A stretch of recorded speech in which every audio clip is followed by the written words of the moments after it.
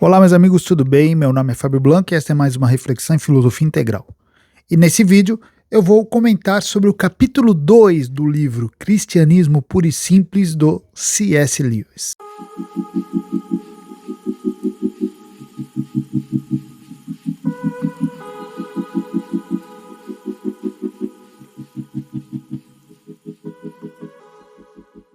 E nesse segundo capítulo, o Lewis vai levantar algumas objeções que se faz em relação àquilo que ele apresentou no primeiro capítulo, que é a ideia de que existe uma lei moral absoluta, inata a todos os homens.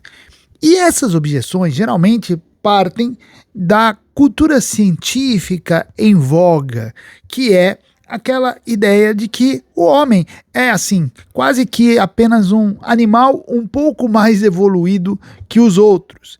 E a ideia de que nós, seres humanos, somos conduzidos apenas pelos nossos impulsos. Então, o que essas pessoas que levantam essas objeções contra a ideia da moral inata do Lewis vão dizer? Que, olha, na verdade, todo o nosso comportamento ele é um reflexo dos nossos impulsos, dos nossos instintos. Inclusive, quando nós agimos assim de maneira favorável aos outros, que a gente pode dizer de maneira moral, ele vai dizer, isso aí, eles vão dizer, né? Isso aí é um instinto gregário, por exemplo. Nós temos um instinto social e por isso que nós agimos em favor dos outros, porque nós temos esse instinto. Mas também temos o instinto de autopreservação, e isso nunca pode ser esquecido, na verdade, né? Também nós, muitas vezes, não agimos em favor dos outros porque nós temos esse instinto de se autopreservar. Então, o que eles querem dizer? Não existe essa coisa de lei moral absoluta. Sempre que nós agimos, nós estamos agindo como uma resposta biológica àquilo que nós temos. Nossa estrutura biológica responde, na verdade, aos impulsos do entorno, os impulsos do ambiente. É uma ideia que ainda, prevalece em muitos meios científicos. Então não existiria uma consciência. É isso. O grande problema dessas escolas de comportamento é a questão da consciência. Quando você vai estudar a história da psicologia moderna, você vai ver que a questão da consciência é um problema. E as escolas, como o behaviorismo e outras, elas vão bater de frente com a consciência. Eles não querem saber esse negócio de consciência. Não tem consciência. Ainda mais uma consciência inata, absoluta e que traga uma moralidade embutida. Jamais. Então, simplesmente nós seríamos resposta ao ambiente por meio dos nossos instintos.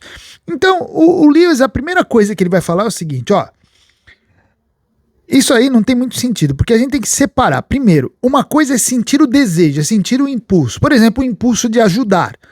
O instinto gregário, tá bom, nós temos um instinto gregário que nos leva a colaborar com os outros, tá. Mas uma coisa é você ter esse instinto, é você ter esse desejo, e outra coisa é você sentir que você tem a obrigação de fazer isso. Que você deve fazer isso mesmo quando você não sinta desejo algum de fazer. Então é diferente, olha aí. Olha o que ele vai dizer. Que é mais do que um impulso. Se fosse só impulso, a gente agiria naturalmente, mas não, muitas vezes nós fazemos mesmo sem ter desejo de fazer, mesmo sem ter impulso, simplesmente porque nós falamos, isso é certo, isso deve ser feito porque esse é o certo. Então, olha o que o Lewis faz. Muito legal a contra-objeção que o Lewis faz, porque ele não vai negar os impulsos. Ele não vai falar assim, vocês estão errados, não existem esses impulsos. Não é isso que ele vai falar. Ele vai falar assim, não, existem os impulsos sim. Mas veja, primeiro, há conflitos de impulsos. Isso aí vocês não podem negar, né?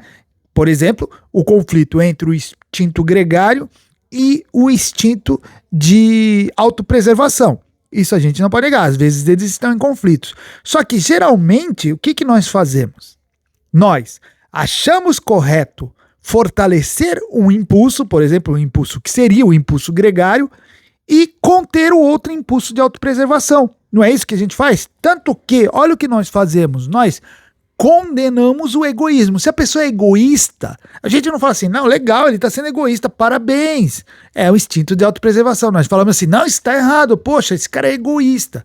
Agora, se uma pessoa se dispõe a ajudar o outro, a gente nunca condena isso. A gente sempre fala, isso está certo, isso é legal, ele está ajudando o outro. Então veja bem, o que o Lewis está querendo dizer? Ora, se nós optamos por um dos instintos, por um dos impulsos, se nós fortalecemos um dos impulsos, então parece que há uma terceira coisa que está agindo acima dos impulsos. Algo que está direcionando esses impulsos, que está dizendo assim, ó, vai nesse impulso, vai impulso, segue adiante, ou está falando, ô impulso, pro outro impulso, segura a bronca aí, você está indo muito além. Por exemplo, autopreservação, instinto gregário, vai instinto gregário, isso, haja mesmo. Então essa terceira coisa estaria fazendo isso. O instinto de autopreservação, bom, até aqui tudo bem, mas agora você passou do limite, você já está indo às raias do egoísmo puro e simples, entendeu?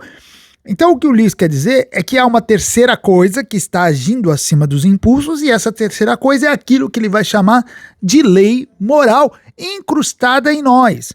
E ele vai dar a ilustração seguinte, ele vai falar assim, você imagina que os impulsos são como as teclas de um piano, os impulsos são as teclas, ou seja, você pode tocar todas elas, né? Todos os impulsos, então cada tecla é um impulso.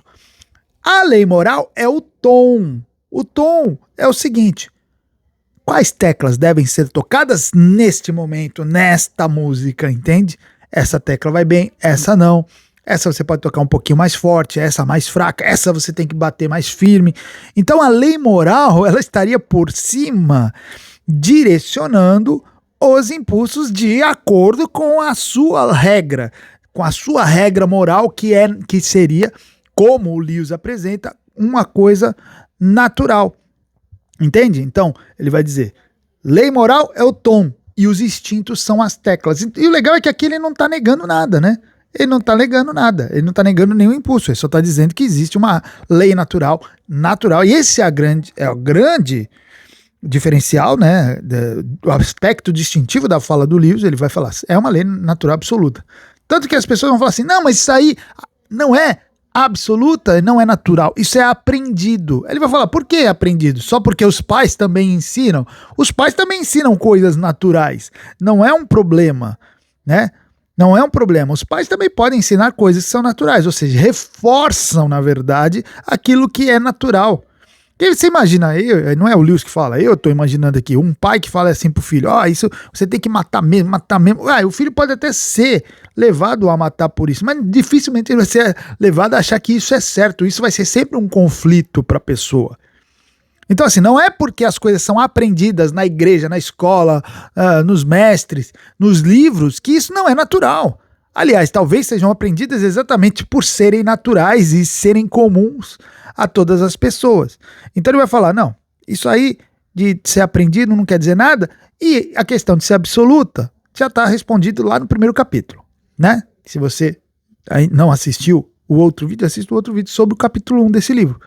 Nesse vídeo eu explico direitinho por que a lei moral é absoluta, segundo Lewis.